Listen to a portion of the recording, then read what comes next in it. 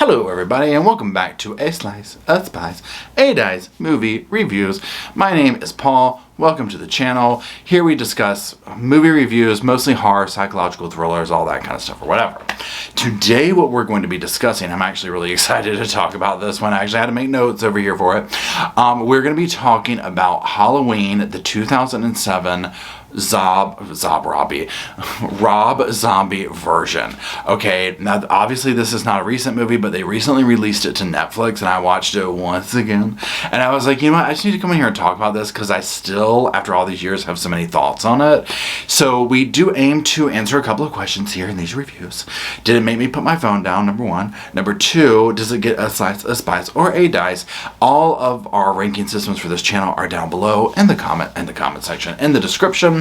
So check that out there. Also, if you're into true crime, make sure you're subscribed to my true crime channels. All those links are down below. So let's go ahead and get to dishing on Halloween. Nearly 2 decades after being committed to a mental institution for killing his stepfather and older sister, Michael Myers breaks out, intent on returning to the town of Haddonfield, Illinois. He arrives in his hometown on Halloween with the indomitable purpose of hunting down his younger sister, Lori. The only thing standing between Michael and a Halloween night of bloody carnage is psychologist Dr. Samuel Lewis. Okay, so like I said before, this is a 2007 movie. I've seen it many times, so it is not recent. And so when I watched it again recently, I was like, okay, I had two different thoughts on it because I can remember when it came out and I watched it then. And so some of those still resonate now. So overall, I really like this movie, and especially when I look at some of the sequels, some of the reboots, all that. I am not including in this the most recent reboots, right? Because I have my own feelings about that. And I will do probably like a ranking of the Halloween series, like my personal ranking of them. So there's that. But for the past reboots and all that type of stuff, I'm like, this is definitely one of the better ones, right?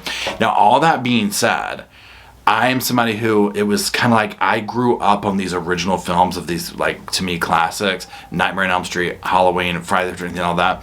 Nothing ever compares to the original because it has nostalgia attached to it. It has a lightning bolt effect that happened with those films that were, like, groundbreaking that you just can never recreate, right? So that is my bias that I come into these films with. Nothing can ever really live up to them, but damn sure can't come close. So Halloween is one of those. Now I'll say this, Rob Zombie, he is somebody who, you know, he has a look, he has a feel, he has like this texture to his movies, right?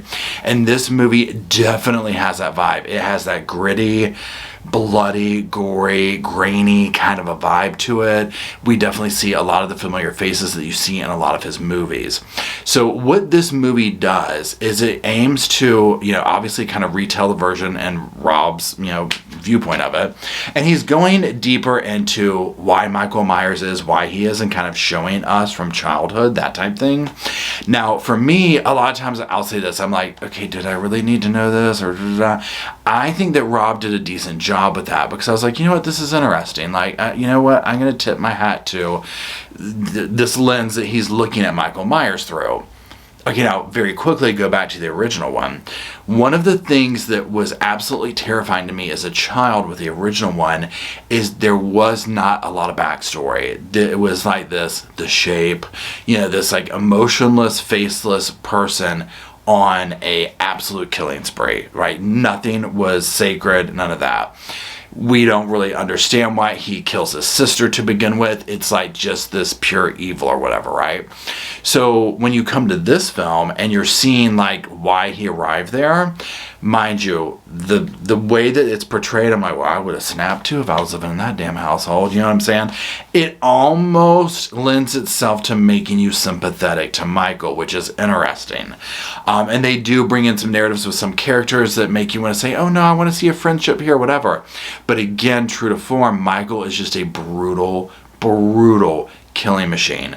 Now, one thing with this is he does look different in most of the movie until he kind of goes back home, all that kind of stuff, and we see it all pieced together.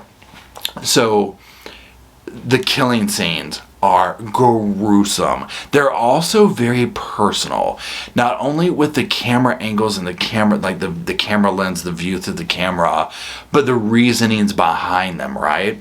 And even to this day, like when I watched it last night is when I watched it, some of the scenes I was like, I mean, this is just like, you feel like you're witnessing somebody really kill somebody, right? Like, I'm like, oh my God, this is just brutal. So it really stands up to time, right? Because it was like 2007 to 2022 right now. So like that part's there. Was there some cheesy dynamics to some of the lines and stuff? Yes. Were there some cheesy wigs in it? Yes. You know, but again, that's here nor there with this. This is one of the remakes of Halloween that I definitely am like, you know what? It gets a slice, it gets a spice, it gets a dice, it gets all three. It has the brutality, the gore. It makes you want to talk about it. It kind of makes you go back over things or whatever. Definitely makes me put my phone down anytime it comes on. And that being said, I've watched it several times, which speaks of volumes. Now, I will say this, and I'm going to have to sit here and really think, I don't think I've ever watched Rob Zombie's Part 2 all the way through. And maybe I have. I know I've recently, like in the last year, tried to watch it. And there was something about it. I mean, I can't remember right now. And I know it's a different movie or whatever. I shouldn't be bringing it up. But, you know, it just kind of speaks to that, where this one made me watch all the way through. I've seen it before, and I don't think I've even gotten through his Part 2 version, you know. So I'll do a review on that. I'll watch it, you know, come up with that sometime. But definitely check this one out. And again, I'll probably do like my own personal ranking of the Halloween series, and this one would come in kind of like close to the top, because again, if you look at some of the other sequels, the remakes and all that type of stuff, this is excluding the original 1 and 2, because I consider those like one long movie, right? Some of the storylines they go down, I'm like, really? Do we have to? I mean, come on, like, this is desperate. You know what I'm saying? So Rob's take on it to me was fresh. It was interesting. It didn't go too over the top in this one. So anyways, that's it. Let me know what you think. I'm sure a lot of you have watched this out there. I'm dying to know what you think about this one. And check it out. It's on Netflix right now. So that's it. I appreciate you watching. And until we gather around the old sofa, the old popcorn, whoosh, I'll see you then.